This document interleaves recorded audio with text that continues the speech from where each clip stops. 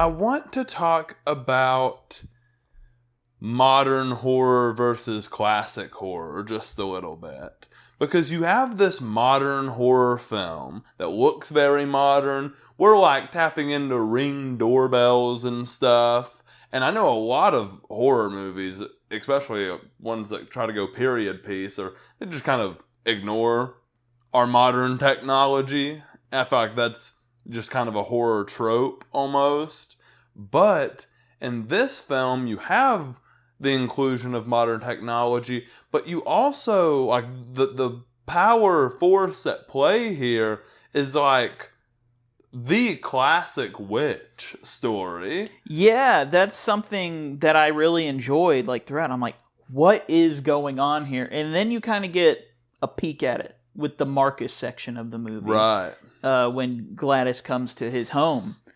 And seeing that, I was like, oh, there's like witchcraft at play. That's what it is. And when I put that together, I was like, this is going to be a really neat film, because I didn't expect a witch at all. Throughout the whole film, I'm like, yeah, something weird's going on. Maybe it's the government or something like that, because of the title Weapons as well. I'm like, government's got to be involved, right? Weapons.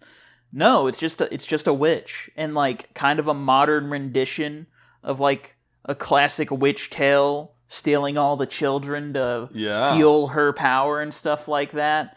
And really interested, because I'm looking forward to seeing the comparisons where it's like, how close to like traditional witch lore did they get? Because I remember when Sinners came out, people were like, oh yeah, they did really good with like vampire lore and traditional vampire lore in that film.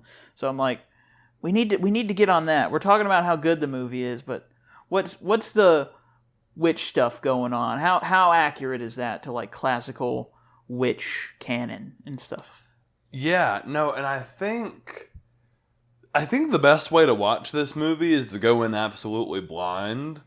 Yes. When you don't know that there's a witch at play and you don't know what the hell weapons means from the title. Because that was something that, like, I walked out of the movie and didn't initially, like, know if I grasped the title. Yeah. I was like, what does weapons mean?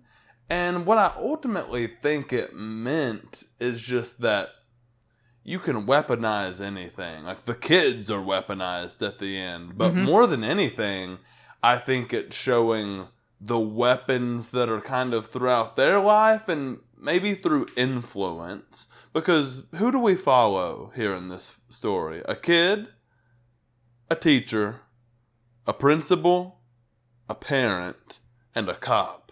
An authority figure. These are all... And a drug addict. Yeah. These are all weapons that influence children. Yeah.